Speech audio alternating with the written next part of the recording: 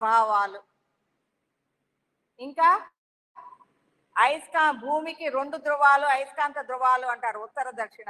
వాటి యొక్క అయస్కాంత క్షేత్రాల ప్రభావము, భూమికి గురుత్వాకర్షణ బలం ఉంటుంది, దాని ప్రభావము, మన ఈశ్వరయ్య గారు చెప్తారు గ్రహాల ప్రభావము, నక్షత్రాల ప్రభావము, ఇవన్నీ కూడా మన ఆత్మస్వరూపం మీద పనిచేసి, మన మీద పనిచేసినప్పుడు ఇవన్నీ పనిచేసినప్పుడు ఆత్మస్వరూపం దాని లక్షణాన్ని కోల్పోయి మనసుగా ద్వంద్వాలలోకి వస్తుంది.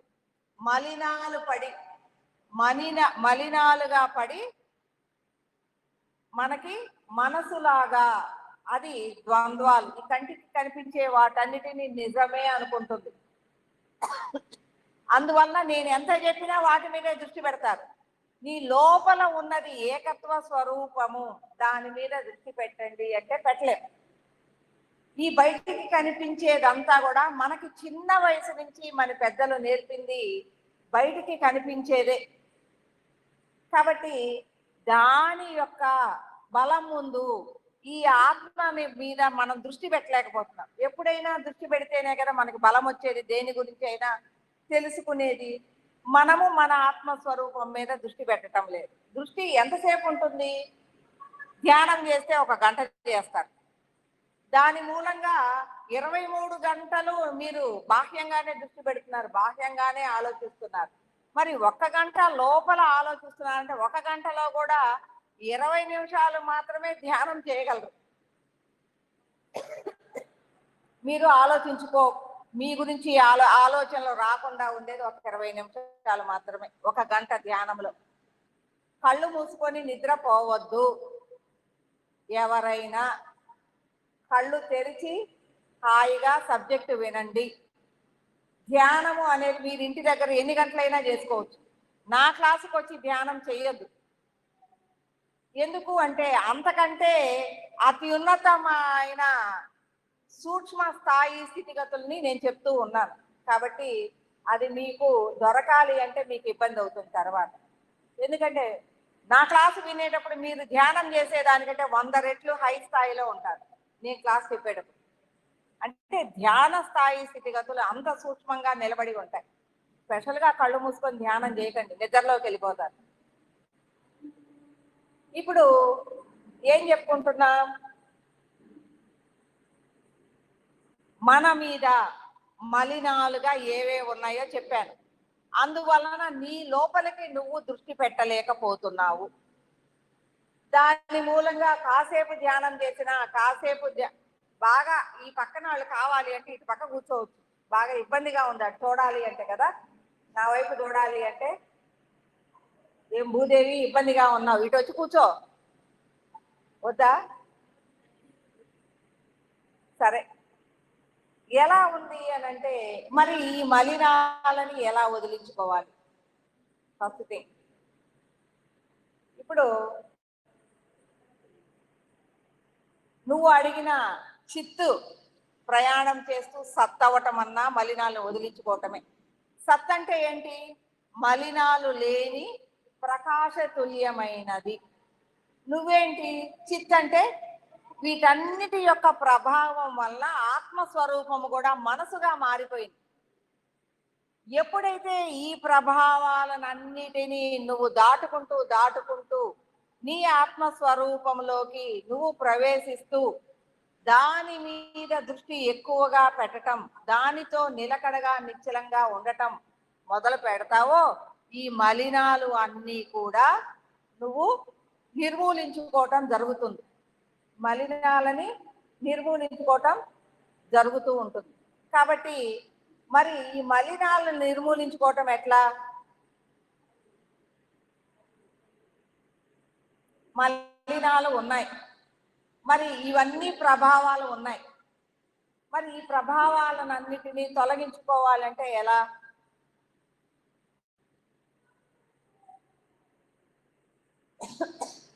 ఎప్పుడు ఈ మలినాల నుంచి మనం బయటికి వస్తాము అంటే ధ్యానము చేసినప్పుడు. మీలోకి మీరు, నేను ఇందాక చెప్పానే, ధ్యానము అనేది నిద్రపోవటానికి కాదు, ఎరుకగా మీ లోపల జరిగే క్రియని గమనించటానికి, ఒక క్రియ జరుగుతుంది మనలో, ఆ క్రియని గమనించుకోవటానికి ధ్యానం చేయాలి. ఆ క్రియని గమనిస్తూ ఉంటే, క్రియ అనేది ఎక్కడ జరుగుతుంది? మీ లోపల ఉన్న మీ జీవాత్మలో జరుగుతూ ఉంటుంది. మీకు దానితో అనుసంధానం పెరుగుతుంది. పెరగటం మూలంగా నీ ఆత్మస్వరూపం ఎలా ఉంది? నిర్మల, శాంతి, ప్రకాశ, ఆనందంగా ఉంది నీ లోపలిది. నీ బయట మనసు గందరగోళంలో ఉంది. ఈ మనసుని దాటి, ఆలోచనలను దాటి నువ్వు లోపలి వైపుకి ఎప్పుడైతే దృష్టి పెడతావో నీకప్పుడు ప్రశాంతంగా ఉంటుంది. కాసేపు ధ్యానం చేసిన ఎంతసేపు ప్రశాంతంగా ఉంటుంది అంటే, నువ్వు కళ్ళు తెరిచి ఇంకో అరగంట సేపు, 1 గంట ధ్యానం చేసావు, ఒక అరగంట తర్వాత మళ్ళీ బాహ్యం వైపు దృష్టి పెట్టావు. బాహ్యంగా కదలికలు, మనసు, చిత్తము, ఈ కదలికల్లోకి వెళ్ళిపోతున్నావు. మరి ఎప్పుడు నిరంతరము ఆత్మస్థితిలో ఉండి నిశ్చలంగా ఉండగలిగేది ఎప్పుడు? నీ మలినాలన్నిటినీ నువ్వు ఎంతసేపు ధ్యానం చేసినా అంతసేపే నువ్వు నిశ్చలంగా ఉండగలవు. మరి ఎప్పుడైతే నీ మలినాలని నువ్వు నిర్మూలించుకోగలవో అప్పుడు నీ ఆత్మస్థితితో నిరంతరము లయం అవ్వగలవు. ఎప్పుడు, ఎలా నిర్మూలించుకోవాలి ఈ మలినాలని? ఎలా నిర్మూలించుకుంటావు ఈ మలినాలని? మొట్టమొదటిది, అసలు ఈ మలినాలేంటి, ఆత్మస్వరూపం ఏంటి, నువ్వేమి చేస్తున్నావు, నువ్వు ఎంతసేపు ఆత్మస్వరూపం మీద దృష్టి పెట్టగలుగుతున్నావు, ఎంతసేపు దానితో లయమై ప్రయాణించగలుగుతున్నావు అనేది ఫస్ట్ గుర్తించాలి నువ్వు ధ్యానం చేస్తున్నా సరే. మరి అలా గుర్తించాలి అని అంటే ఏం చేయాలి? నువ్వు దాని మీద, నీ మీద నువ్వు ధ్యాస పెట్టడం మొదలు పెట్టాలి. నీ మీద నువ్వు ధ్యాస పెట్టడం అంటే ఇతరుల గురించి ఆలోచించటం, వాళ్ళందరూ ఏ ఆధ్యాత్మికం చేస్తున్నారో వాళ్ళందరూ చేసింది చేయకపోతే నన్ను కొడతారు. కొడతారా? అందులో ఇరుక్కుపోయి ఉన్నారు. మీలోకి మీరు బొమ్మంటే ఏమవుతున్నారు? అందరూ పూలు కూడా వేస్తున్నారు. మీలోకి మీరు బొమ్మంటే ఏమవుతున్నారు? అందరూ పక్కన వాళ్ళు ఏమనుకుంటున్నారు, పక్కన వాళ్ళు ఏం చేస్తున్నారు, మంజులమ్మ సబ్జెక్ట్ వింటే మిగిలిన వాళ్ళు ఒప్పుకోరేమో. ఎందుకంటే మంజులమ్మ ఏం చెప్తుంది? తనలోకి తను, మీరులోకి మీరు పొమ్మంటుంది. పక్కన వాళ్ళు ఏం చెప్తున్నారు? ఏం చెప్తున్నారు? ఏం చెప్తున్నారో నీకు బాగా తెలుసు. అంటే ఏమవుతుంది ఇక్కడ? ఇతరుల మీద, ఇతరుల ఆలోచనల మీద ధ్యాస పెట్టడం ఎక్కువ అవుతుంది. ఇప్పుడు ఎవరన్నా కానివ్వండి, నేను ఇది తిప్పనిసరిగా మీరు అందరూ అడిగి తలనిప్పుతారు. దేనికి? బాహ్యంగా చూడటం, బాహ్యంగా ఆలోచించడం, బాహ్యంగా దృష్టి పెట్టడం, కళతోటి వెంటనే అట్రాక్ట్ అయిపోతున్నారు. వాళ్ళు ఎవరు వస్తే నాకెందుకు, ఏమైతే నాకెందుకు, నేను ఇప్పుడు ఈ క్లాసుకు వచ్చాను అనే దాని మీదే దృష్టి పెడితే, దాని మీద దృష్టి పెట్టడం అనేది ఖచ్చితంగా వస్తుంది. చుట్టూ అన్నిటి మీద దృష్టి పెట్టాలి అంటే దీని మీద దృష్టి తగ్గుతుంది కదా. ఇప్పుడు మనము నీ లోపలికి ప్రయాణం చేద్దాం. నీ లోపలికి ప్రయాణం చేద్దాం. నీ లోపల ఏమేమి ఉన్నాయని చెప్పాను? మలినాలు ఉన్నాయని చెప్పాను. ఈ మలినాలను ఎలా తొలగించుకోవాలి? స్వర్ణ, మీ పిల్లాడితో నువ్వు బయట ఆడుకో. ఈ మలినాలతో ఎలా తొలగించుకోవాలి?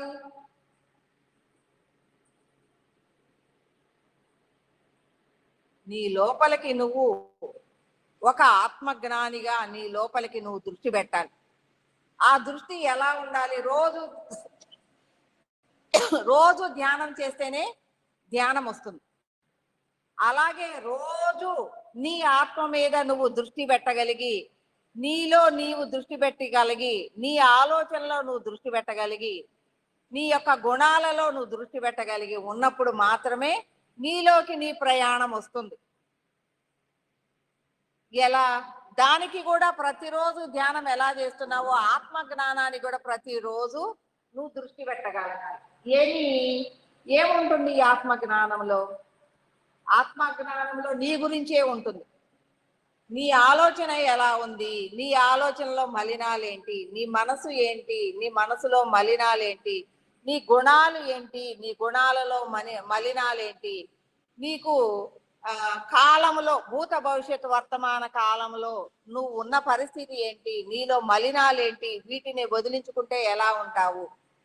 తర్వాత మనోబుద్ధి జ్ఞాన స్వస్వరూప స్థితి అంటే నీ ఆత్మస్థితి ఏంటి, నీ ఆత్మస్థితి నుంచి మనసుతో ఉన్న స్థితి ఏంటి, మనసుతో ఉన్న స్థితిలో మలినాలని ఎలా తొలగించుకోవాలి, అలాగే ప్రజెంట్ టెన్స్ లో ఎలా ఉండాలి, అలాగే ఆత్మస్థాయిలో ఉంటూ ఉన్నప్పుడు స్వప్న భావ సుషుప్తి జాగృతి అనే వాటిలో నువ్వు ఈ జీవితంలో ఎలా నడుచుకుంటున్నావు, ఆత్మస్వరూపంగా ఉంటూ సూక్ష్మంగా స్థూలంగా ఈ పాంచభౌతిక దేహంతో నువ్వు ఎలా ఉన్నావు, సూక్ష్మంగా నీ లోపలిది ఎలా పనిచేస్తుంది, కారణంగా నీలో ఉన్న జ్ఞాన స్థితి ఏంటి, అసలు కారణం అంటే ఏంటి, మహాకారణం అంటే ఏంటి, సమస్త ఆత్మస్వరూపం అంటే ఏంటి, వీటన్నిటినీ విశ్లేషణగా తెలుసుకుంటే అప్పుడు నీ ఆత్మస్వరూపం గురించి నీకు అర్థమవుతుంది.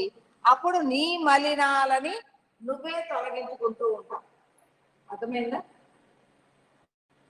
ఇప్పుడు కొంచెం టూకీగా, పెద్ద సబ్జెక్ట్ చెప్పకుండా టూకీగా చెప్తా. మీరు పాంచభౌతిక దేహంగా ఉన్నాం మనం. అంటే మనలో 5 మూలకాలు అంటే భూమి, తర్వాత నీరు, అగ్ని, వాయువు, ఆకాశం, ఈ 5తోటి మనం ఏర్పడి ఉన్నాం. మన పాంచభౌతిక దేహము అనేది ఈ చర్మము, ఎముకలు ఇవన్నీ కూడా భూతత్వానికి సంబంధించినవి. మరి నీటి తత్వానికి సంబంధించింది రక్తము, జీవజాలము, మనలో కండరాలలో కానీ కణాలలో కానీ ఉన్న జీవజాలము నీటి సంబంధం. అగ్నితత్వము, జఠరాగ్నులు మన శరీరానికి ఒక ఉష్ణోగ్రతని కలిగిస్తూ ఉన్నాయి మనం జీవించటానికి, జఠరాగ్నులు అగ్నితత్వం. మరి వాయుతత్వం శ్వాసక్రియ, ఆకాశతత్వం మనసు, మనసు మన తెలివితేటలు, ఆకాశం. ఈ 5 తత్వాలతోటి మనం ఏర్పడి ఉన్నాం. మరి మనలాగనే అందరూ ఏర్పడి ఉన్నారు. మరి పక్షులు, జంతువులు, ఇవన్నీ చెట్లు, చేమలు, ఇవన్నీ ఎలా ఏర్పడి ఉన్నాయి?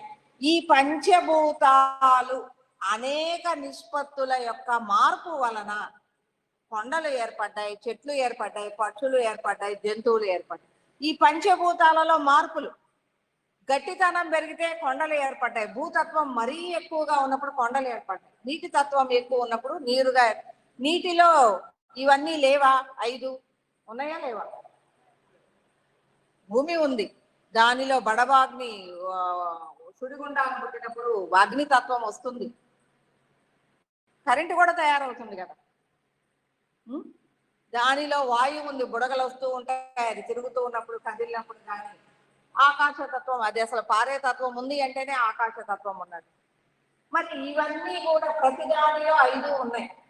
సూర్యుల్లోనూ ఉన్నాయి, చంద్రుల్లోనూ ఉన్నాయి, సమస్త జగత్తులో కూడా అన్ని పంచభూతాలతోనే ఏర్పడి ఉన్నాయి. మరి ఈ పంచభూతాలతో ఏర్పడినవన్నీ ఎప్పటికైనా నశించిపోయాయి, ఇవన్నీ నశించిపోతాయి కదా. మరి ఇవన్నీ నశించిపోయాయి, దీన్ని కూడా కాలమానము. కాలమానము అంటే మనము 100 సంవత్సరాలు బతుకుతాం, ఒక కుక్క 6 సంవత్సరాలు బతుకుతుంది, ఒక ఏనుగు 400 సంవత్సరాలు బతుకుతుంది. 400ఏనా నాకు తెలియదు. ఒక తాబేలు ఇంకా ఎక్కువ సంవత్సరాలు బతుకుతుందండి. మరి ఒక దోమ 4 రోజులు బతుకుతుంది. ఇలా కాలమానములో ఒక్కొక్క దానికి ఒక జీవన కాలం అంటూ ఉంది, దాని ప్రకారం అవి జీవిస్తూ ఉంటాయి. మరి సూర్యచంద్రులు, గ్రహాలు, నక్షత్రాలు ఇవన్నీ కూడా పోయాయి, వాటికి కూడా కాలమానం యుగాల తరబడి ఉన్నాయి. కొన్ని యుగాలలో అవి కూడా పోతాయి. మరి పోకపోతే సూర్యుడి నుంచి నవగ్రహాలు ఎలా ఏర్పడ్డాయి?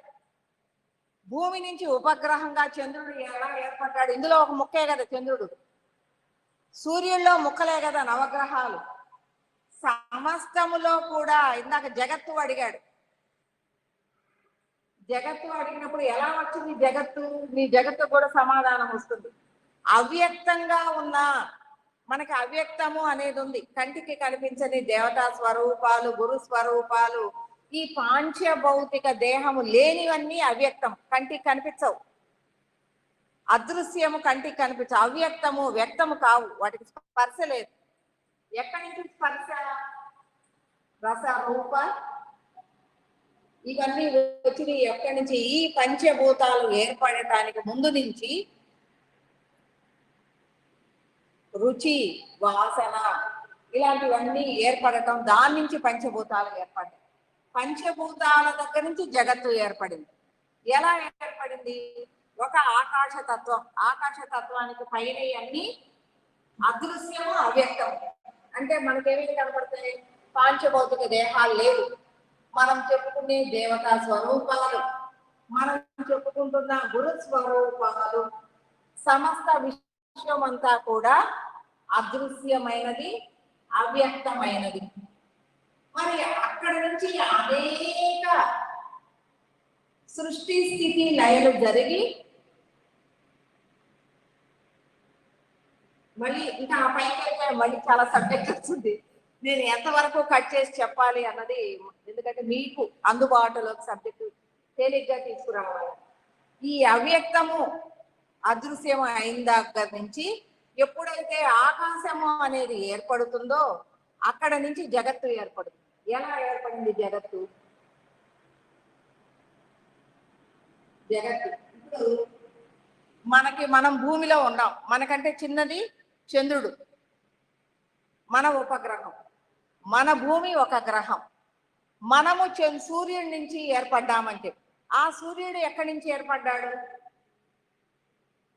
అంతకంటే పెద్ద మనకంటే అంతకంటే పెద్ద పదాలు తెలియదు కాబట్టి అంతకంటే పెద్ద సూర్యుడి నుంచి అవి ముక్కలయ్యి సూర్యుడు, ఆ సూర్యుడు ముక్కలై మన గ్రహాలు, మన గ్రహం భూగ్రహం ముక్కలయ్యి చంద్రుడు. ఇలాగే మనం పైకెళ్ళే కొద్దీ పూర్తి అవ్యక్తమైన స్వరూపం దాకా వెళ్ళే కొద్దీ ఈ యొక్క వ్యక్తమైన రూపాలు, దృశ్యమైన రూపాలన్నీ ఏర్పడి పాల పొంతలుగా అవి అన్ని. ఇప్పుడు మన భూమి తన చుట్టూ తిరుగుతుంది, తిరుగుతూ సూర్యుని చుట్టూ తిరుగుతుంది అన్నారు. ఇది ఒక గెలాక్సీ. ఒక్క సూర్యుడు, ఒక భూమి, ఒక చంద్రుడు కాదు. ప్రతి గ్రహాలకి ఉపగ్రహాలు ఉంటాయి. ప్రతి సూర్యుడికి అనేక గ్రహాలు ఉంటాయి. ప్రతి సూర్యుడు ఇంకా పెద్ద దాని నుంచి విడిపడిన వాడే. ఆ పెద్దగా ఉన్న దాని నుంచి ఇంకా పెద్దగా ఆయన కూడా విడిపడిన వాడు. వీటన్నిటినీ కలిపి గెలాక్సీ అంటారు. మరి ఇలాంటి గెలాక్సీ ఎన్నో ఉన్నాయి ఈ జగత్తులో. మరి ఇవన్నీ కూడా ఆకాశ తత్వం నుంచి ఏర్పడినాయి. ఇప్పుడు ఈ సృష్టి స్థితి లయలు సర్వంలో ఏర్పడుతూ వాటి వాటి యొక్క స్థితులని అవ్యక్తం నుంచి వ్యక్తం అవుతూ వాటి వాటి స్థితులని మారుతూ అవన్నీ కూడా ఆకాశతత్వం నుంచి అగ్నితత్వంగా మారి ఎప్పుడైతే అగ్నితత్వం అయిందో ఇవన్నీ పదార్థాలుగా ఏర్పడటం మొదలుపెట్టింది. ఈ పదార్థాలు ఒకదానికొకటి విస్ఫోటనం చెంది, మరి సూర్యుడి విస్ఫోటనం చెందితే కదా ఈ గ్రహాలు ఏర్పడని. అక్కడ ఆకాశతత్వం నుంచి అగ్నితత్వముగా ఏర్పడిన పదార్థాల నుంచి విస్ఫోటనం చెంది ఈ జగత్తు ఏర్పడింది. ఈ జగత్తు అంతా కూడా పంచభూతాలతో తయారైనదే. ఆకాశతత్వం నుంచి పంచభూతత్వం ఉంది అందులో. అక్కడ నుంచి ఒక్కొక్కటి యాక్టివ్ అవుతానా అగ్నితత్వంగా అది అనేక ముక్కలు అవ్వటం, దానిలో వాయువు, నీరు, భూమి అన్ని కూడా ఉంటాయి. ఆకాశతత్వం ఆధారభూతమైనది. అవి ఇవన్నీ కూడా వాటి చుట్టూ అవి తిరుగుతూ వాటికంటే పెద్దదైన నక్షత్రం చుట్టూ తిరుగుతూ ఉంటాయి. ఇవన్నీ జగత్ అంతా కూడా ఇలా ఒకదాని చుట్టూ ఒకటి తిరుగుతూ ఉంటుంది. అవి వాటికంటే పెద్దదైన దాని చుట్టూ తిరుగుతూ ఉంటాయి. ఇదంతా వస్తూ పోతూ ఉన్న జగత్తు. కాలములో యుగాల తరబడి ఇవి జరుగుతూనే ఉంటాయి. అర్థమైందా సురేష్ గారు? అసలు ఈ జగత్తు అనేది ఎట్లా ఏర్పడింది? దానిపైన మీకు అవ్యక్తంగా ఉన్న స్వరూపాల గురించి చెప్పాం. ఎలా ఇక్కడ ఈ జగత్తు నుంచి కిందకు ఉన్నవన్నీ వేరే వేరే పాంచభౌతిక దేహాలు, వేటి వాటికే మనం వేరే వేరే అనుకుంటూ ఉంటాం. ఆ పైన ఇవన్నీ అవ్యక్తము, అదృశ్యం, అవన్నీ ఒకటిగానే ఉంటాయి. సమస్త విశ్వము ఒకటి ఏకత్వ స్వరూపంగా అవగాహనగా ఉంటది. దాని నుంచి జగత్తు ఏర్పడిందంతా భిన్నంగా ఉంటుంది. భిన్నంగా ఉన్న దృశ్యమే మనం చూసేది. ఇది జగత్. ఈ జగత్తులో నుంచి మళ్ళీ మనం భూమి మీదకి వద్దాం. భూమి మీద మనుషులలోకి వచ్చాం. మరి ఈ మాయ నుంచి బయటపడాలి కదా, మళ్ళీ అక్కడ దాకా మనం వెనక్కి ప్రయాణం చేయాలి కదా. మరి ఇప్పుడు ఈ మలినాలు కలిగిన మనస్సుతో మనం జీవిస్తూ ఉన్నాం. జగత్తులో నుంచి వచ్చేసాం. జగత్తులో నుంచి మనం కూడా అనేక, ఇప్పుడు ఒక్క భూమి మీదే ప్రాణకోటి ఉందా? ఇంకెక్కడా లేదా? ఇలాంటి ఎన్ని భూములు ఉన్నాయి అంటే, భూమి అంటే మనం పేరు పెట్టుకున్నాం, దీనికి ఒక పేరు. ఇలా పంచభూతాలతో ప్రాణశక్తి ప్రవాహాలు, ప్రాణశక్తికి ఏర్పడటానికి, ప్రాణి ఏర్పడటానికి పంచభూతాల సహకారం అవసరం. వేడి విపరీతంగా ఉందనుకోండి, దీనికి 100 రెట్లు వేడి ఉందనుకోండి, ప్రాణశక్తి నిలుస్తుందా? ఇక్కడ వాతావరణంలో ఆక్సిజన్ లేదనుకోండి, ఒట్టి కార్బన్ డైఆక్సైడ్ పైన మనకి చంద్రుడి దగ్గర ఒట్టి కార్బన్ డైఆక్సైడ్ ఉంది. మరి మన దగ్గర ఆక్సిజన్ మనం పీల్చుకునే అంత చక్కగా ఉందా లేదా? ఆక్సిజన్ మనం పీల్చుకునే అంత చక్కగా ఉంది కాబట్టి ప్రాణశక్తి ప్రవాహాలు మనకి చక్కగా ఉన్నాయి కాబట్టి ప్రాణి అనేది జీవిస్తూ ఉంది. ఎప్పుడైతే ఈ జగత్తులో ఏర్పడిందో, ఈ జగత్తు నుంచి ప్రాణి అనేది, ఈ యొక్క పంచభూతాలు ప్రాణికి జీవించడానికి అనుకూలంగా ఉన్నప్పుడు ఏర్పడింది ఏంటి? ఏకకణ జీవి. ఏకకణ జీవి దగ్గర నుంచి బహుకణ జీవులు, ఈ బహుకణ జీవుల్లో రకరకాలైన ఈ పంచభూతాల యొక్క నిష్పత్తిని బట్టి చెట్లు, జంతువులు, చేమలు, మనుషులు, రకరకాలైన జీవజాతులు ఏర్పడ్డాయి. అంటే ఈ పంచభూతాల యొక్క నిష్పత్తులను బట్టి, ఏకకణ జీవి నుంచి పంచభూతాల నిష్పత్తులను బట్టి మనకి, మీ అందరికీ తెలుసు, ఈ పంచభూతాలు ఈ మానవుడిగా మారాలి అంటే ఎంతకాలం మనకు తెలిసి? కృతయుగం, త్రేతాయుగం, ద్వాపరయుగం, కలియుగం. 4 యుగాలలో సరిపోతుందా? మరి 4 యుగాలలో మనుషులు ఉన్నారు కదా. మరి ఇలాంటి 4 యుగాలు ఎన్ని వెనక్కి వెళ్తే ఏకకణ జీవి ఒక్కటే ఉంటుంది? కాలంలో ఒకసారి ఆలోచించుకోండి. వేల కోట్ల యుగాలు. కృతయుగం ఈ 4 యుగాలే తెలుసు మనకి. కృతయుగం అంటే అనేక విషయాల పుస్తకాల్లో వచ్చి అనేక మనుషుల గురించి మనం చెప్పుకున్నాం. అనేక వ్యక్తుల గురించి, సత్యహరిశ్చంద్రుడు కానీ, పరశురాముడు కానీ, వీళ్ళందరూ కూడా కృతయుగం నుంచి ఉన్నాళ్ళు అని చెప్పుకున్నాం. చాలా విషయాలు తెలుసు కాబట్టి కృతయుగం నుంచి మనకు టచ్లో ఉంది. మరి అంతకుముందు 4 యుగాలు ఏమున్నాయి? మనుషులు ఉన్నారా లేదా? ఇక్కడ కృతయుగంలో మనుషులు ఉన్నప్పుడు అంతకుముందు యుగాలలో కూడా మనుషులు ఉండే ఉంటారుగా. వాళ్ళ దగ్గర నుంచి సమాచారం ఉందా మీకు? ఉందా? అది ఇలా కాదు, ఇలా ఏం తెలుసో చెప్పు. అంతకుముందు కృతయుగంలో మనుషులు, సరే కలియుగంలో మనుషులను చెప్పు, ఉన్నారా? డెఫినెట్ గా ఉంటారు. ఎందుకు మీకు అవగాహన రాలేదు? ఇక్కడ కృతయుగంలో మనుషులు ఉన్నప్పుడు అక్కడ కృతయుగంలో కూడా మనుషులు ఉంటారు. మనుషుల్లో పరివర్తనలు ఎంత జరిగినాయి? మనకి కృతయుగంలో వానరుల నుంచి మనుషులు వచ్చారు అన్నారు. మన కృతయుగంలో మనుషులు ఆల్రెడీ ఉన్నారు. కానీ ఈ జీవ పరిణామ సిద్ధాంతం ప్రకారము ఎన్ని యుగాల అవతల ఏకకణ జీవి ఎక్కడ ఏర్పడింది? దానికి కూడా మీకు సమాచారం ఉంది లేదా? ఉందా లేదా? ఎవరన్నా ఆలోచించి చెప్పండి. కృతయుగము, త్రేతాయుగము, ద్వాపర యుగము, ఇది ఒకటి అనుకోండి. దీని వెనకది 2 అనుకోండి. దాని వెనకది 3 అనుకోండి. దాని వెనకది 4 అనుకోండి. దాని వెనకది అంటే 5 ఏమంటారు మన్వంతరాల? 4 యుగాలే ఒక మన్వంతరం అంటారా? నాకు బాగా తెలియదు. ఈ 4 యుగాలను కలిపి ఒకటి అంటారు. మరి దీనికి వెనక్కి వెళ్తే దీని 5 మన్వంతరాలకు వెళ్ళామనుకోండి, ఆలోచన రావటం లేదా? అంటే అక్కడ ఏముంది? మీకు ఆల్రెడీ మీరందరికీ తెలుసు. నేను చెప్పగానే మాకు తెలుసు అంటారు.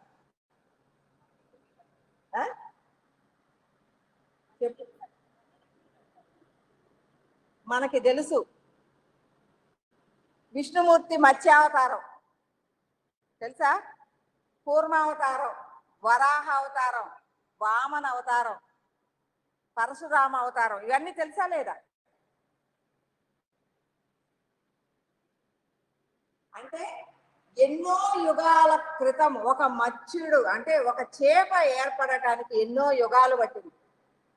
ఆ యుగాల తర్వాత చేప తన యొక్క విశిష్ట లక్షణాలను కలిగి ఉంది. అంటే ఈ అనేక మన్వంతరాల వెనక విషయాన్ని ఇక్కడ కూడా నేను ఉన్నాను, నాకు అవగాహనగానే ఉంది అని మహావిష్ణువు చెప్తున్నాడు. ఎందుకు మీ అందరికీ తెలియదా ఇది? నేను ఈశ్వరుడు గారు మీకు తెలియదా? ఆలోచన లేదండి. అంటే ఎన్నో యుగాల వెనక ఒక మత్స్యము అంటే నీటిలో ఏర్పడిందేగా. అప్పుడు నీరు తప్ప ఏమీ లేదు. భూమి అన్నప్పుడు పూర్తి నీరే ఉంది భూమి మీద. ఇప్పుడు భూమి అక్కడ మట్టి లేదు, అది పూర్తి నీటితో సంబంధించిందే. మొట్టమొదట నీరు మాత్రమే ఉంది అంతా. ఈ భూమి అంతా కూడా నీరు ఉంది. అక్కడ నుంచి ఏకకణ జీవి పారమీషియం, ఆ పాచిలో నుంచి ఏర్పడిన ఏకకణ జీవి నుంచి ఒక మత్స్య అవతారం రావడానికే కొన్ని యుగాలు పట్టిందంట. మత్స్య అవతారం నుంచి పూర్ణ అవతారం అని దాని యొక్క స్థితిగతులు ఎంత మార్పు వచ్చింది? మత్స్యావతారం నుంచి పూర్ణ అవతారానికి ఎంత మార్పు వచ్చింది? మీ అందరికి ఆలోచన వస్తుందా లేదా? పూర్వము భూమి మీద కింద 2 నడుస్తుంది కదా, ఉభయచరం. అంటే పూర్వం అంటే ఏంటి? తాబేలు. ఉభయచరంగా ఉంది. మరి అదేం చేస్తుంది? పిల్లలు పెట్టాలి అని అంటే మట్టి కావాలి దాన్ని. అదేం చేస్తుంది? దానికి చేతనైనంత ఆ నీటిలో నుంచి మట్టిని పోగేసుకుంటూ తన అవతార రూపాన్ని తెచ్చుకుంది కదా. అంటే ఈ చేప పూర్వ అవతారం మారటానికి కొన్ని యుగాలు పట్టింది. ఆ పూర్వ అవతారం తన పిల్లల్ని భూమి మీద పెడుతుంది. మీకు తెలుసు కదా,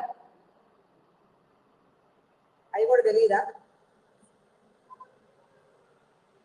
జనరల్ నాలెడ్జ్ కూడా చాలా కష్టం అనుకుంటా. ఎక్కడ పెడుతుంది? సముద్రం ఒడ్డుకు వచ్చి ఎక్కడో గుంటలు తీసుకొని వాళ్ళ మధ్య గుంట తీసి అందులో పెట్టి కప్పేసి పోతుంది.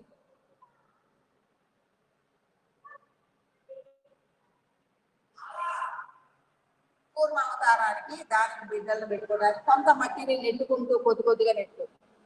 అది నెట్టుకుంటూ ఏమైపోయింది? రూపాలను మార్చి వరాహ అవతారంగా మారిపోయింది.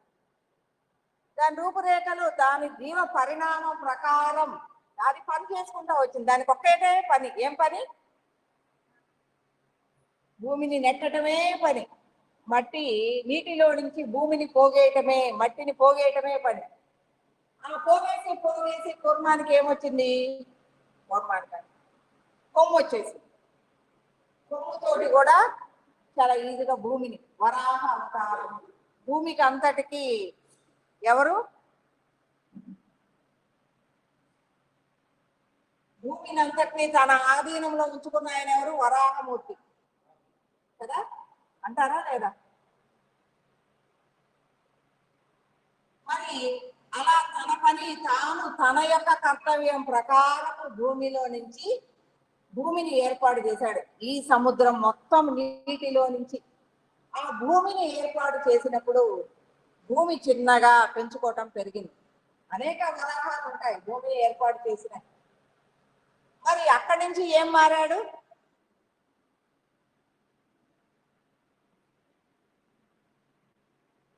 ఏమవుతారం? వామన అవతారమా, పరశురామ అవతారమా?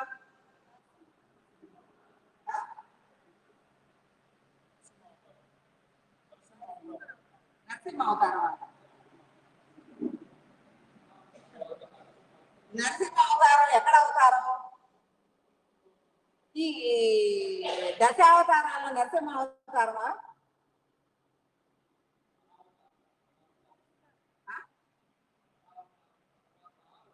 నరసింహ అవతారం. మరి నరసింహ అవతారం ఆయన ఏం చేశాడు? ఎలా ఎలా ఉంటాడు ఆయన? కొంత జంతు రూపం, కొంత మనిషి రూపం. అంటే ఎక్కడయ్యాడు? ఈ వరాహుడు మారి మారి మారి అనేక జంతు రూపాలుగా మారి మనిషిగా మారటానికి జంతు రూపం నుంచి మనిషి రూపంగా మార్పులు వచ్చినాయి.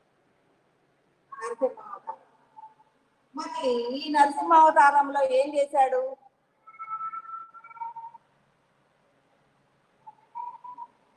రాక్షసత్వాన్ని నశింపజేశాడు. రాక్షసత్వాన్ని నశింపజేశాడు హిరణ్య లోకాలలో. హిరణ్యము అంటే బంగారు. నిజమే. హిరణ్యము అంటే కాంతి లోకాలు. అంటే ఏవైతే బంగారు కాంతులు కలిగి ఉన్నాయో ఆ లోకాలలో రాక్షసత్వంగా ఉన్న వాటన్నిటినీ కూడా నరసింహస్వామి ఆ రాక్షసత్వాల మీద పోరాడి, మనకు తెలుసు కదా హిరణ్యకశిపుడు హిరణ్య లోకాలను ధ్వంసం చేస్తున్నవాడు, అతన్ని సంహరించాడు. మరి ఇలా ఒక్కొక్కటి మార్పు వస్తూ దాని తర్వాత ఏ అవతారం వచ్చింది? వామన అవతారం. అంటే మనిషి ఒక చిన్న రూపంగా మనిషి రూపం వెలుపలికి వచ్చింది. అంటే జీవ పరిణామ సిద్ధాంతం ప్రకారం అనేక రూపాలని మార్చుకుంటూ భగవంతుడు కూడా తన రూపాలని వ్యక్తం చేస్తూ అనేక యుగాలలో జీవ పరిణామ క్రమం ప్రకారం తాను ముందుకి నడిపిస్తూ ఈ లోకాలను ముందుకు నడిపిస్తూ మనకు వచ్చేసరికి మనకి తెలిసింది ఇప్పుడే కదా, కృతయుగము, త్రేతాయుగము, ద్వాపర యుగం, కలియుగం కదా. అంతకుముందు యుగాలలోనే ఏమైపోయింది? పరశురామ అవతారం. పరశురాముడికి వచ్చేసరికి మన కృతయుగానికి వచ్చేసాడు. మన కృతయుగంలోని వాడే పరశురాముడు. మరి ఇక్కడి నుంచి మనుష్య అవతారాలు పూర్తిగా వచ్చినాయి. రాక్షసులు అవ్వచ్చు, దేవతలు అవ్వచ్చు, మనుషులు అవ్వచ్చు. 3 రకాలు ఉంటాయి. మనలో లేదా? రాక్షసత్వం ఉంది, దైవత్వం ఉంది, మానవత్వం ఉంది. కాబట్టి ఇవన్నిటినీ దాటి అంతవరకు ఉన్నది వేరు. వామన అవతారం కూడా కృతయుగము నాటిదే కదా. బలి చక్రవర్తి ఆయన ఎప్పటైనా కృతయుగమే కదా. నాకే పురాణాలు రావు, మీకు కూడా రావా? ఎవరికి? మోహన్ సారు, నీలకంఠారెడ్డి గారికి ఇద్దరికే వచ్చు పురాణాలు. ఇంకెవరికి వచ్చు పురాణాలు? చేతులెత్తండి.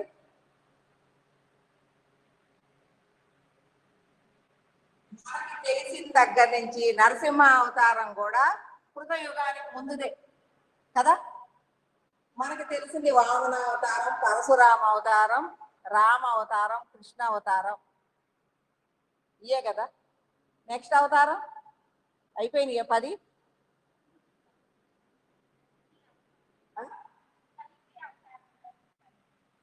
అదైతే నాకు తెలియదు. కల్కి అవతారం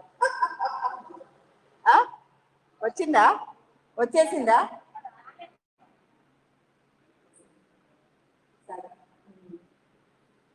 ఇలాగా అనేక యుగాలలో ఈ సృష్టి ఏర్పడటానికి జీవ పరిణామ సిద్ధాంతం కూడా మనకి తెలుసు. అనేక జీవజాతుల నుంచి మనుష్యుడు కూడా ఏర్పడ్డాడు అని. దానికి మహావిష్ణుమూర్తి తన దశావతారాలను కూడా చూపించాడు. అంటే మనం ఒక స్థాయి స్థితిగతులకి వెళ్ళిన తర్వాత కానీ అవన్నీ అవగాహన అవ్వవు. మరి ఇలాగా వచ్చిన మన మనిషిలో నుంచి మనసు అనేది యాక్టివ్ అయింది. ఒకప్పుడు ఈ మనసు అనేది చాలా తక్కువగా యాక్టివ్ అయి ఉంటుంది. కృతయుగం నుంచి ద్వాపర యుగం, కలియుగంలోకి వచ్చేసరికి మనసు మీద ప్రభావాలు ఎక్కువైపోయింది. అందువల్ల ఇదివరకు వాళ్ళకి ఆత్మతో ఎక్కువగా టచ్ ఉండేది. తర్వాత యుగాలకు వచ్చేసరికి ఒక్కొక్క యుగం దాటేసరికి ఇప్పుడు కృతయుగంలో దేవతలు, మనుషులు, మునులు వీళ్ళందరూ కలిసే మనకు అవన్నీ తెలుసు. నారదుడు ఇక్కడే తిరిగాడు, అక్కడే తిరిగాడు, విష్ణుమూర్తి వీళ్ళందరితో కృతయుగం వాళ్ళందరూ కలిసే ఉన్నారు. తర్వాత యుగాలకు వచ్చేసరికి మనకి భగవంతుడికి మధ్య చాలా గ్యాప్ వచ్చేసింది. ఇప్పుడు మనం ఏం చేస్తున్నాం? భగవంతుడి కోసం ప్రార్థన చేస్తున్నాం, తపస్సులు చేస్తున్నాం. ఈ కలియుగం వచ్చిన దగ్గర నుంచి భగవంతుడితో చేరటం కోసం మనము మన మలినాలను తొలగించుకోవటం. ఇన్ని యుగాలలో మనకు మలినాలు ఏర్పడ్డాయి. కృతయుగంలో ఉన్నది మనమే, త్రేతాయుగంలో ఉన్నది మనమే, ద్వాపర యుగంలోనే ఉన్నది మనమే, ఈ కలియుగంలోనే కొన్ని వందల వేల లక్షల జన్మల్లో ఉన్నది మనమే. అనేక గుణాలలో కూడా అనేక యుగాలు మనం ప్రయాణిస్తూనే వచ్చాం. మరి ఇప్పుడు ఈ సత్వగుణాత్మకంగా వచ్చిన తర్వాత మనం ఏమవుతున్నాం? భగవంతుడి వైపుకి, పరిపూర్ణత్వం వైపుకి దృష్టి పెడుతూ ఉన్నాం. అంటే ఈ చిత్తు, ఈ మనసు నుంచి సత్తు వైపుకి దృష్టి పెడుతూ ఉన్నాం. మరి ఇలా దృష్టి పెట్టినప్పుడు ఏమవుతుంది?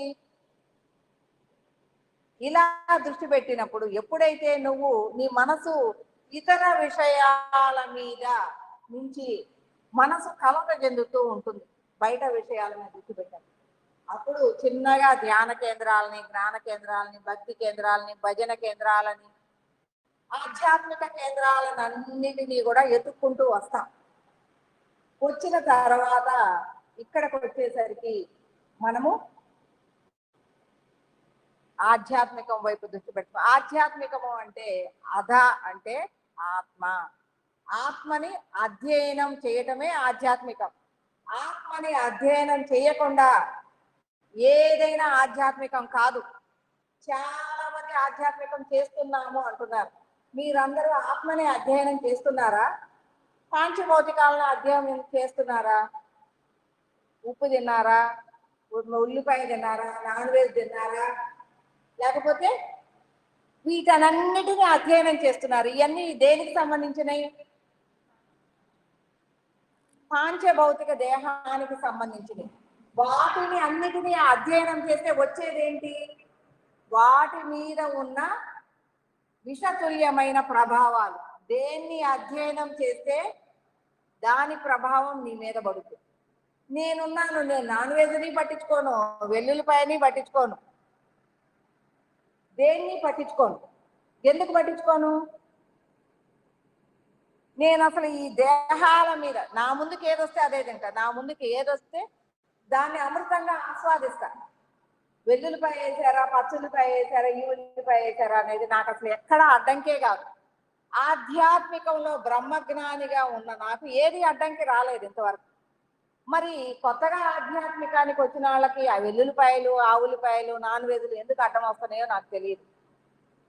ఒకప్పుడు ప్రతి ఒక్కళ్ళు దొరికినట్టు తిని ఆధ్యాత్మికం చేశారు. అడవులలో ఎత్తుక్కొని ఇవన్నీ నేనే తినాలి, ఉల్లిపాయ వేసుకోవాలి, ఉల్లిపాయ వేసుకోకూడదు, నాన్ వెజ్ తినకూడదు, ఇలాంటివన్నీ వాళ్ళకేం తెలియదు. ఏది ఉంటే అది దొరికితే వేటాడి కాల్చుకొని తినేవాళ్ళు కదా. క్షత్రియులైన వాళ్ళు, రాముడు క్షత్రియుడు, వీళ్ళందరూ ఏంటి జీవించారు? వాళ్ళకి భుజబలం కావాలి కదా. మరి రాముడు అంతటి వాడే నాన్ వెజ్ తిన్నాడు అని చెప్పుకుంటూ ఉంటారు. అట్లాగని నేను నాన్ వెజ్ తినండి అని చెప్పట్లేదు, కానీ దాన్ని వ్యతిరేకించకండి. ఎవరు తినేది వాళ్ళు తినండి. ఎవరి జీవితాల ప్రకారం. బ్రాహ్మణులు ఉన్నారు, వైశ్యాస్ ఉన్నారు, వాళ్ళకి నాన్ వెజ్ అవసరం లేదు. ఎందుకు అంటే వాళ్ళకి దృఢశక్తి అయిన శరీరం అవసరం లేదు. గనులలో పని చేస్తున్నారు, పొలాలలో పని చేస్తున్నారు, దేహ దారుఢ్యంగా పని చేస్తున్నారు. వాళ్ళకెళ్ళి నాన్ వెజ్ కాకుండా ఈ ఆకులు అలములు అనేది పెట్టండి, ఏమవుతుంది?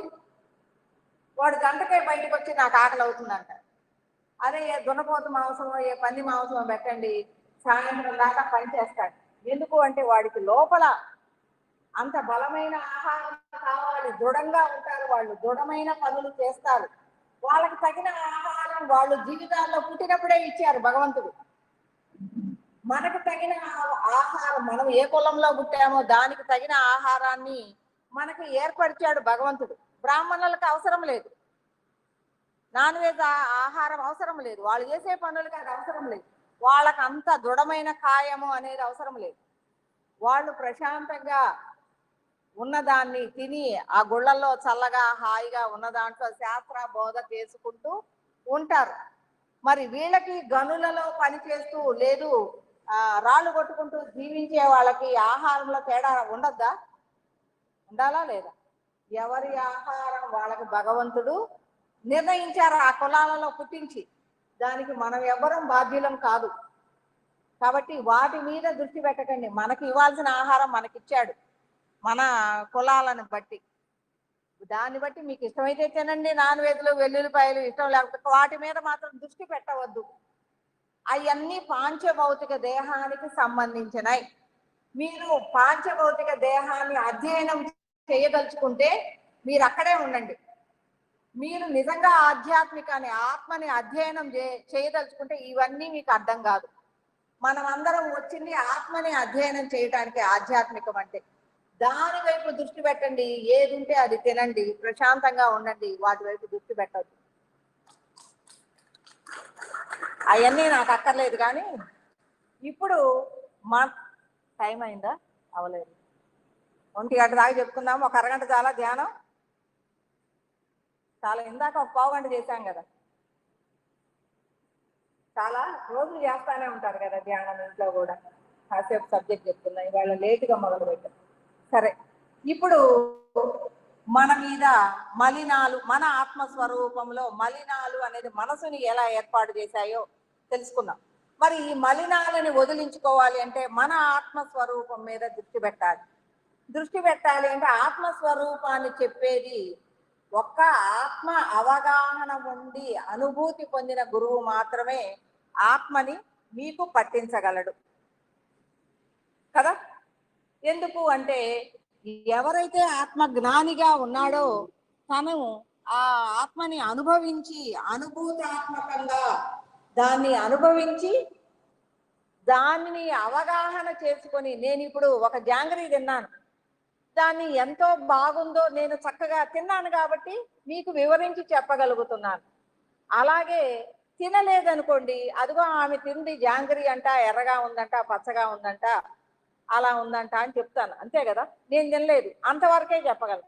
తిన్నాను అంటే దాన్ని అన్ని వైపులా దాని రుచిని, క్రిస్పీనెస్ని, దానిలో ఉన్న ఆ రసాన్ని అన్నిటినీ కూడా చక్కగా విశదీకరించగలం. అలాగే ఒక ఆత్మ అవగాహన, ఆత్మానుభూతి పొంది ఆత్మ స్థాయిలో ప్రయాణించిన వాళ్ళు మాత్రమే ఆత్మ విద్యని చెప్పగలరు. పుస్తకాలు చదివి ఆత్మ విద్య, మీరందరూ పుస్తకాలు చదివిన వాళ్లే కదా. ఆత్మ అంటే ఏంటి మీరు అనుభూతి పొంది ఒక అవగాహన పొందారా? చెప్పగలరా ఆత్మ అంటే ఏంటి అని పరిపూర్ణంగా చెప్పగలరా? లేదు, పుస్తకాలు చదివారు. కానీ ఎప్పుడు చెప్పగలరు? దానిలోకి మిమ్మల్ని ప్రయాణింపజేసి. ఇప్పుడు నేను ఒక జాంగ్రీ తిన్నాను, దాన్ని చక్కగా చెప్పాను. ఇప్పుడు అమ్మ జాంగ్రీ తిందంట, ఇలా ఉందంట, దాన్ని వైపు దృష్టి పెట్టినప్పుడు మీరు కూడా దాని వైపు దృష్టి పెడతారు. పెట్టినప్పుడు ఆ రుచి తిన్నా తినకపోయినా ఆ రుచిని ఆస్వాదిస్తారు. అవగాహన చేసుకున్నారు, ఓ జాంగ్రీ ఇలా ఉంటుంది అన్నది మీరు ఆస్వాదిస్తారా లేదా? అలా ఆస్వాదించినప్పుడు ఏదో ఒక రోజు దాన్ని మీరు పట్టుకుంటారు. అంటే దాని మీద ఎవరైతే ఆత్మ విద్యని చేసి ఉన్నారో వాళ్ళ మీద దృష్టి పెట్టాలి. ఎందుకు? మన మీద ఏమేమి ఉన్నాయి మలినాలుగా? సార్ మీరు హాయిగా ఫ్యాన్ ముందుకు వచ్చి కూర్చోండి, ముందు అక్కడ గాలి ఉంది, మీరే ఇబ్బంది పడుతున్నారు. అదిగా ఆ చైర్లో కూర్చోండి. అన్ని వైపుల నుంచి గాలి వస్తుందని. ఎక్కడ గాలి వస్తుంటే అక్కడ కూర్చోండి. అలా ఇబ్బంది పడుతా కూర్చోవద్దు. ఎక్కడో చోట ప్లేస్ చూసుకోండి. ఇప్పుడు ఎప్పుడైతే ఆత్మ విద్య చేసిన గురువు ఉన్నాడో ఆ గురువు మీద దృష్టి పెట్టినప్పుడు ఆ గురువు మీ గురించి మీకు తెలియచేస్తూ ఉన్నప్పుడు మీ చుట్టూ ఉన్న ఈ ప్రభావాలన్నీ, ఈ మనసు యొక్క ప్రభావాలు, మనసు మీద పనిచేసే ఈ గ్రహ ప్రభావాలు, నక్షత్ర ప్రభావాలు, భూమి ప్రభావాలు, దుర్వాల ప్రభావాలు, మన మీద గుణాలు, మన చుట్టూ ఉన్న వాళ్ళందరి యొక్క ప్రభావాలు, వీటన్నిటి నుంచి లాగగలిగింది గురువు ఒక్కడే. మీరు తతిమా విద్యలో గురువు లేకుండా ముందుకు వెళ్ళొచ్చు. ఆత్మ విద్యలో నేను చెప్పాను, ఏం చెప్పాను? మనము బడికి వెళ్లకుండా కూడా విద్యను అభ్యసించాలి అంటే కనీసం 5వ తరగతి వరకన్నా బడికి వెళ్ళాలి.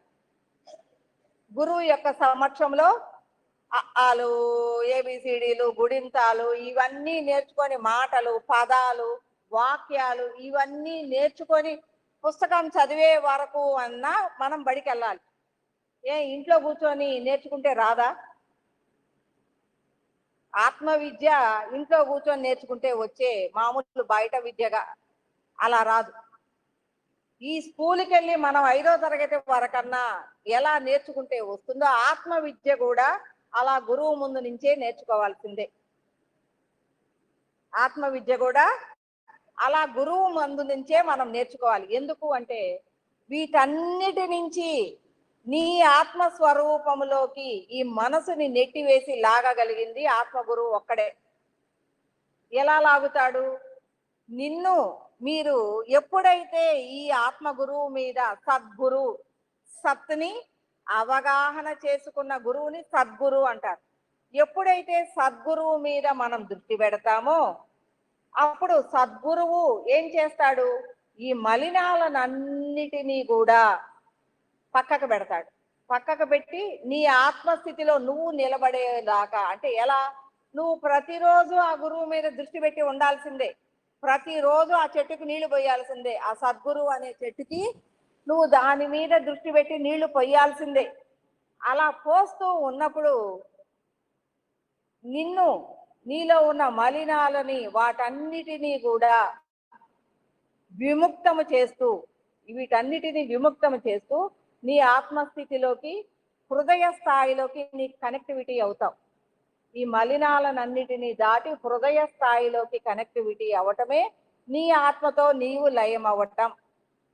ఎప్పుడైతే హృదయ స్థాయిలోకి నువ్వు కనెక్టివిటీ అయ్యి దానిలో ప్రయాణం మొదలు పెడతావో అప్పుడు ఈ మలినాలన్నిటినీ కూడా నీ గుప్పెట్లోకి తెచ్చుకోవటం బిగిన్ అవుతుంది. ఎప్పుడు హృదయ స్థాయిలో అడుగు పెడతావు అంటే, హృదయ స్థాయిలో అడుగు పెట్టడము అంటే ఏ స్థాయిలో ఉంటుంది అంటే, నీ గురువు మీద నువ్వు దృష్టి పెట్టినప్పుడు గురువు ఏం చెప్తున్నాడు?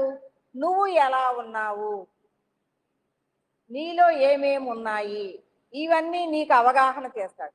మరి నీ పక్కన ఉన్న వాళ్ళందరిలో కూడా అవే ఉన్నాయి కదా, నీ చుట్టూ ఉన్న వాళ్ళందరిలో కూడా అవే ఉన్నాయి అన్నది అవగాహన చేస్తాడు. దాని మూలంగా నువ్వేమవుతున్నావు? ఓ, నేనొక్కడనే కాదు ఇలా ఉంది, నా చుట్టూ ఉన్న వాళ్ళందరూ కూడా నాకు లాగానే ఉన్నారు అన్న అవగాహన నీకు వస్తుంది. ఎప్పుడైతే అవగాహన వస్తుందో ఇంతకు ముందున్న వ్యతిరేక భావన పోతుంది. ఇంతకు ముందున్న వ్యతిరేక భావన, గురువుకి వ్యతిరేక భావన ఉండదు. ఎందుకు ఉండదు? గురువు ఎప్పుడూ అందరితో లయమయ్యే ఉంటాడు. అందరి యొక్క గుణాలు తనకు తెలుసు, అందరి యొక్క భావనలు తెలుసు, అందరి యొక్క ఆలోచనలు తనకు తెలిసే ఉంటుంది. అలాంటి స్థితిలో గురువు ఉంటాడు. ఆ గురువు మీద దృష్టి పెట్టినప్పుడు నీకు కూడా అతను చెప్పే వాటి నుంచి అలాంటి అవగాహనలు వస్తూ ఉంటాయి. అలాంటి అవగాహనలు వస్తూ ఉన్నప్పుడు మన ప్రయాణం ఎలా ఉంటుంది? నీలో నిశ్చలత పెరుగుతుంది.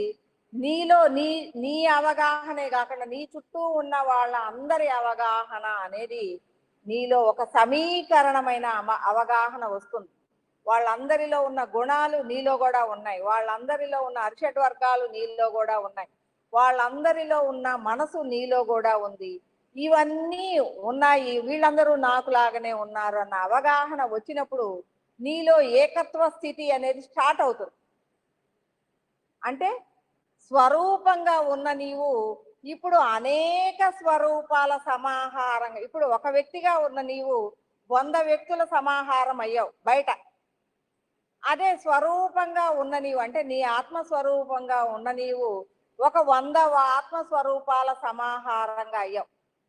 అర్థమైందా? లోపలిది పెరిగింది, లోపలి దాని యొక్క పరిణామం పెరిగింది, దాని యొక్క ఆత్మ విద్య పెరిగింది, దాని యొక్క వ్యాపకత్వము ప్రకాశము అన్ని పెరిగినాయి.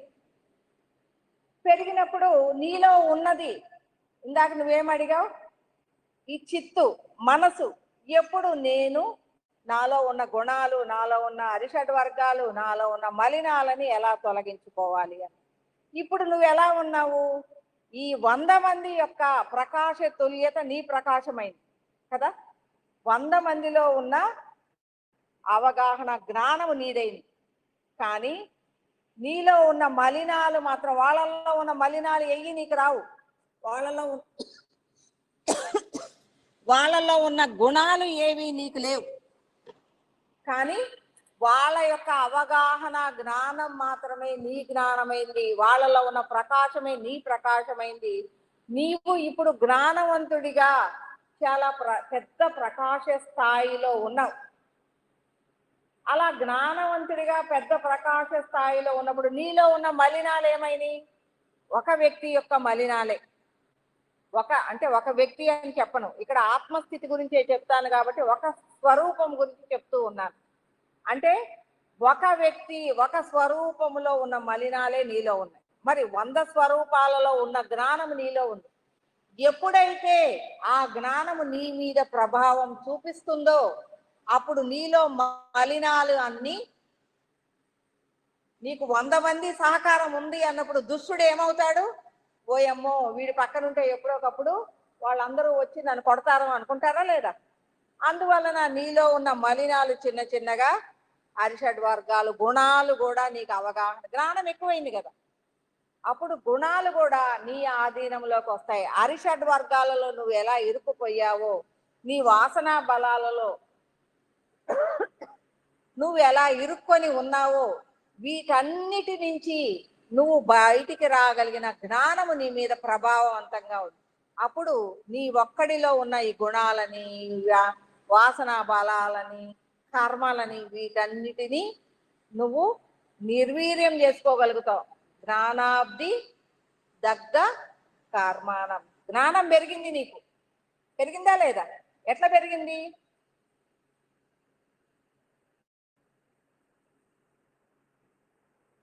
అర్థం కాలేదా? జ్ఞానం ఎలా పెరిగింది? నిన్ను నువ్వు అవగాహన చేసుకున్నావు, నీలో ఏమేమి ఉన్నాయో అర్థమైంది, నీ చుట్టూ ఉన్న అనేక స్వరూపాలలో ఏమైందో అర్థమైంది. అనేక స్వరూపాలలో ఉన్న అవగాహన ఏదైతే, అంటే వాళ్ళు అనుభవ జ్ఞానంగా ఏదైతే ప్రకాశతుల్యంగా ఆత్మస్వరూపులుగా ఉన్నారో, నీవు కూడా ఆత్మస్వరూపాల మీద దృష్టి పెట్టినప్పుడు అవన్నీ వాటి జ్ఞానాన్ని నీకు అందిస్తాయి. బయట కాదు, లోపల. నీ లోపలికి నువ్వు దృష్టి పెట్టి ప్రయాణం చేసినప్పుడు ఈ ప్రాసెస్ కంటిన్యూగా ఎప్పటి నుంచి కంటిన్యూ అవుతుంది? నిన్ను ఒక స్థాయికి గురువు లోపల ప్రవేశపెట్టిన తర్వాత ఇది కంటిన్యూ అయిపోతూ ఉంటుంది. అలా కంటిన్యూ అయిపోతుంది. ఇక గురువు అవసరంలా నీకు నువ్వు ప్రయాణం చేయొచ్చు. అది కాగదు.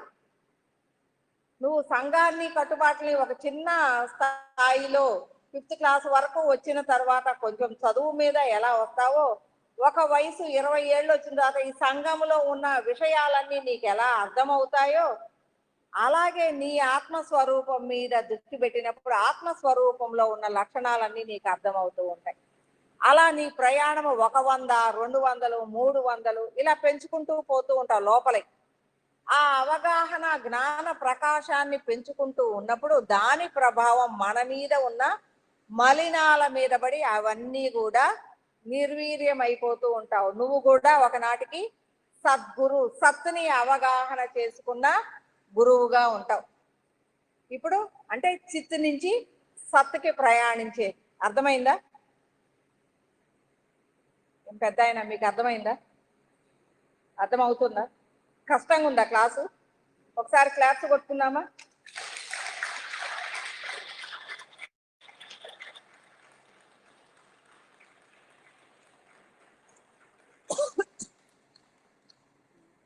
జగత్ వచ్చింది,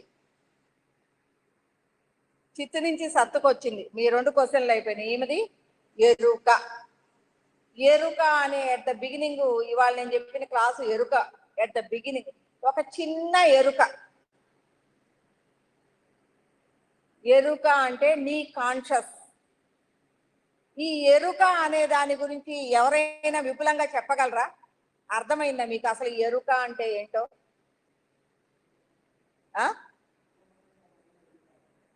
అప్రమత్తంగా ఉంటాం.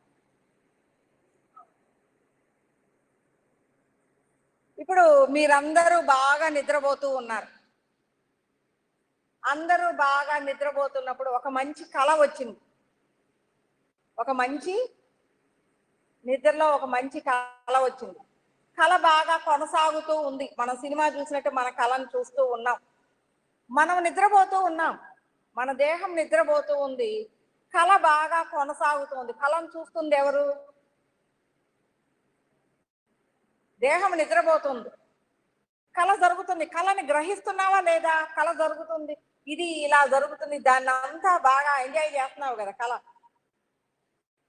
మరి దాన్ని అనుభవిస్తుంది ఎవరు?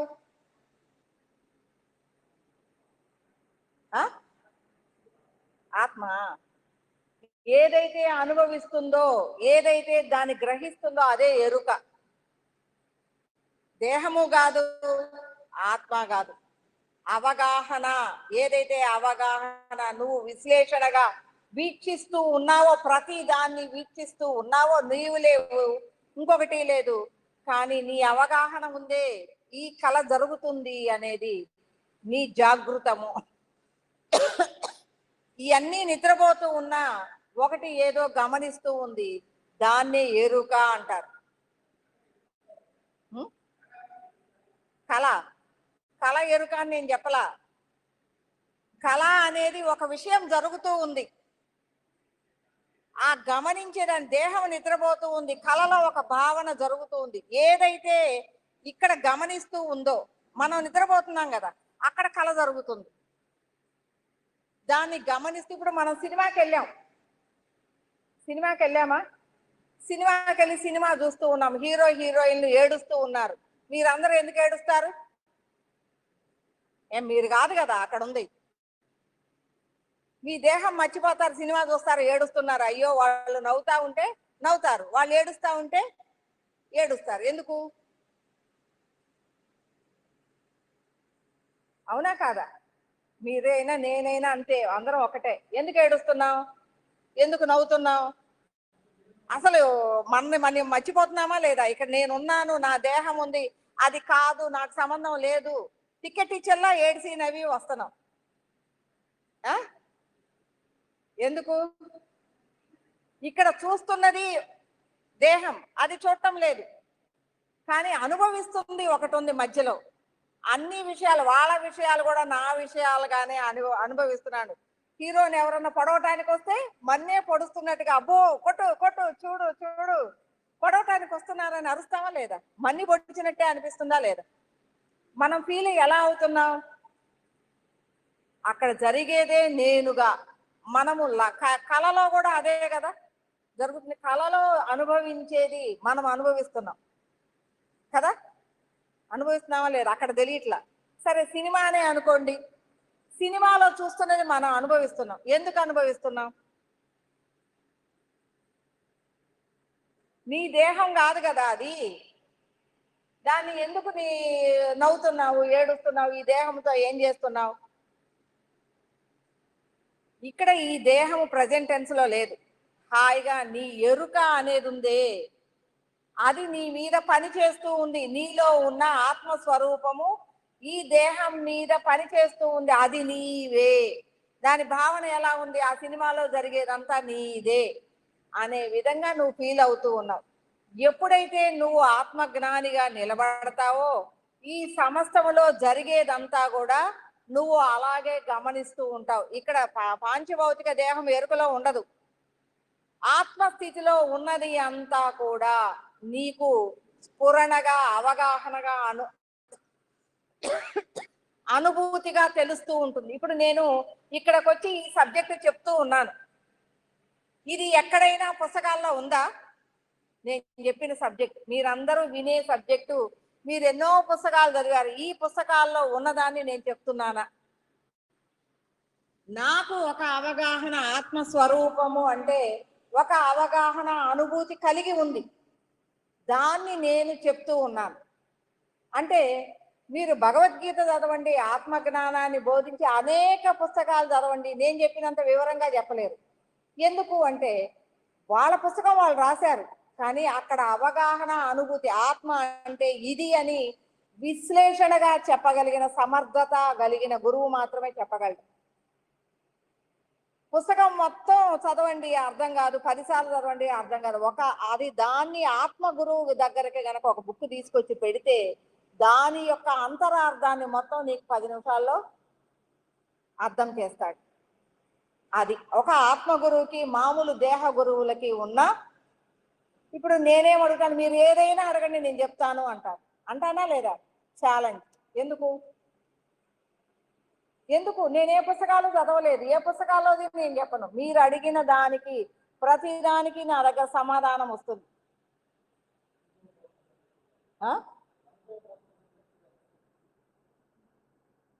వినలే. ఇప్పుడు ఆత్మస్వరూపము అంటేనే అనుభవ జ్ఞానాల సమాహారం. మరి ఇప్పుడు నేను ఎప్పుడైతే మీరు ఒక క్వశ్చన్ అడుగుతారో, నాలో లక్షల కోట్ల అనుభవ జ్ఞాన స్వరూపాల యొక్క రిసీవింగ్ కెపాసిటీ ఉంది.